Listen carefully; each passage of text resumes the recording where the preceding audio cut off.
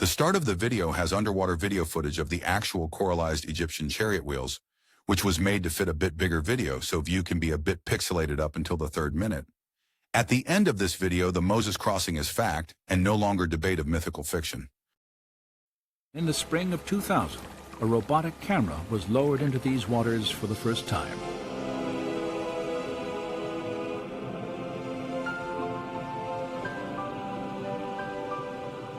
This has never been done. No one have been in the area at all with a remote control camera. The robotic camera's survey revealed many shapes and objects familiar to Moeller, including coral formations with right angles, arches, discs, and straight shafts fused into larger masses that had the appearance of twisted wreckage. Now, when we have been able to go back and forth with a remote control camera, we can repeatedly see that these strange structures we are looking for are there. Not at one place, but you see them again and again and again. There are situations where you see something that looks like an axle, a hub, something that looks like a wheel, and you say to yourself, this is not a coral reef, this is a coral growth on an artifact. And that is what's different to me when I compare corals at other locations around the world. Since the earliest explorations at Nueva, one distinctive type of formation has often been identified on the sea floor. A slender, table-like structure, sometimes standing on end, with a coral-encrusted base, a straight shaft, and a circular top. It's a 90-degree angle, a right angle, between something that looks like an axle and the wheel. And you can see this in different varieties, and it looks very different from normal coral growth. And it is like a man-made structure with a coral growth on it.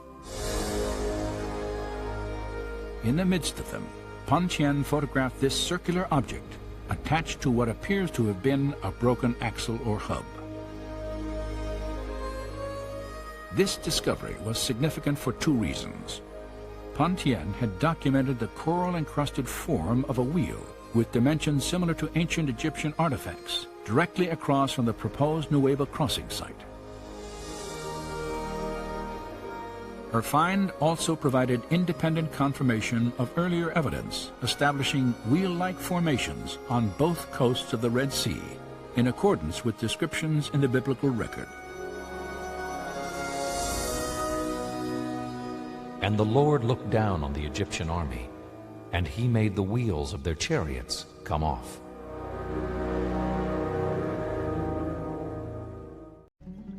Now, Scripture continually refers to the crossing where the Israelites crossed as the Israelites going down into mighty waters. So this term, mighty waters, is used frequently in Scripture to talk about the crossing where they went into the water.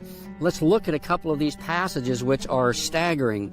In Exodus 14 it says, "But the sons of Israel walked on dry land through the midst of the sea, and the waters were like a wall to them on their right and on their left." Now Isaiah 51 says, "Was it not you who dried up the sea, the waters of the great deep?" The great deep, the water is very shallow, close to Goshen on the Suez Canal side of the Red Sea. Very shallow, marshes. Here it is deep, so it fits the text. You led them through the waters of the great deep. Great. Focus on that word, great deep. Who made the depths of the sea a pathway. The depths, we're talking deep down in the ocean. The depths of the sea as a pathway for the redeemed to cross over. Now the lake beds and marshes by Egypt were certainly not waters of the great deep. They were very shallow marshes. Also, Solomon referred to the Gulf of Aqaba here as the Red Sea in 1 Kings. So he talks about his ships coming here, and he calls this the Red Sea. So this is not a new term. It's a biblical term, this Aqaba, finger of the Red Sea. Now, when the Israelites came to the Red Sea at the location of Nueva, They were certainly hemmed in, as Scripture says. Scripture says that they were hemmed in. It says in Exodus 14, "But Moses said to the people, 'Do not fear. Stand by and see the salvation of the Lord, which he will accomplish for you today. For the Egyptians whom you have seen today, you will never see them again forever. The Lord will fight for you while you keep silent.'" And then the hand of God performed one of the most staggering, greatest miracles ever recorded in Scripture. Think about this. 2.5 to 3 million people crossing an ocean. It's about 8 miles from one side to the other here of the finger of the Red Sea here. So it says in Exodus 14, "Then the Lord said to Moses, 'Why are you crying out to me?'" The Israelites were thinking that they were going to be destroyed by the Egyptians. They're hemmed in. They're panicking. And God says, "Why are you crying out to me, Moses? Tell the sons of Israel to go forward. As for you, lift up your staff and stretch out your hand over the sea and divide it. And the sons of Israel shall go through the midst of the sea on dry land. As for me, behold, I will harden the hearts of the Egyptians, so that they will go in after them. And I will be honored through Pharaoh and all his army, through his chariots and his horsemen. Then the Egyptians will know that I am the Lord, when I am honored through Pharaoh, through his chariots and his horsemen." The angel of God, who had been going before the camp of Israel, moved and went behind them, and the pillar of cloud moved from before them and stood behind them. So it came between the camp of Egypt and the camp of Israel, and there was the cloud along with the darkness, yet it gave light at night. Thus the one did not come near the other all night. So God provided a supernatural barrier between them that night. Then Moses stretched out his hand over the sea, and the Lord swept back the sea by a strong east wind all night and turned the sea into dry land. So the east wind would have come from the Saudi Arabia side, coming into a kind of a headwind to them, because the east is where the dry, arid wind is. So the waters were divided. The sons of Israel went through the midst of the sea on the dry land, and the waters were like a wall to them on their right and on their left. Then the Egyptians took up the pursuit, and all Pharaoh's horses, his chariots, and his horsemen went in after them, in after the Israelites, into the midst, once again, midst of the sea. At the morning watch, the Lord looked down on the army of the Egyptians. So it appears that the Israelites crossed over and were over. God removed the barrier, the pillar, and the Egyptians then, God drove them in, supernaturally caused them to come in his sovereignty to display his glory. And so then the Egyptians went into the midst. And it says, at the morning watch, the Lord looked down on the army of the Egyptians through the pillar of fire and cloud and brought the army of the Egyptians into confusion.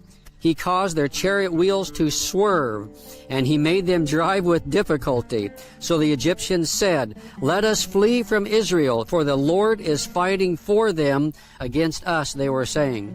Then the Lord said to Moses, "Stretch out your hand over the sea, so that the waters may come back over the Egyptians, over their chariots and their horsemen."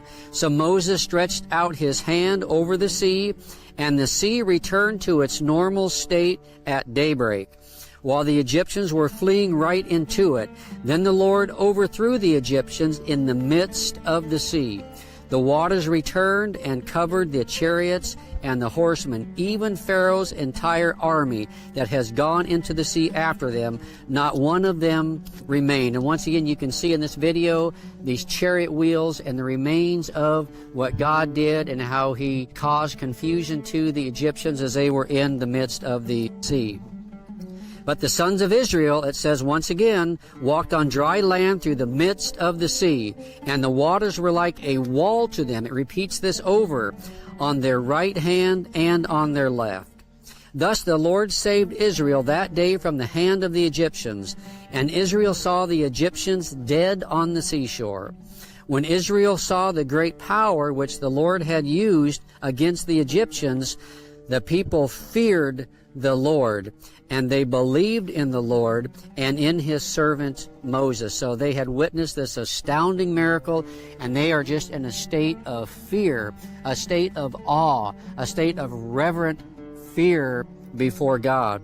Now, once again, this coral growth close to the shore across from Nueva port show the same figures of chariot wheels, axes, and so forth as found in the sea close to Nueva port. So once again, as they went in, you see these chariot wheels. As they went out, you see them. Then they're just strewn through the bottom of the ocean floor. Now, interestingly, there have been found columns or pillars on the beach of Nueva and on the Saudi Arabian side that are believed markers that King Solomon built to mark the crossing of the Red Sea by the Israelites.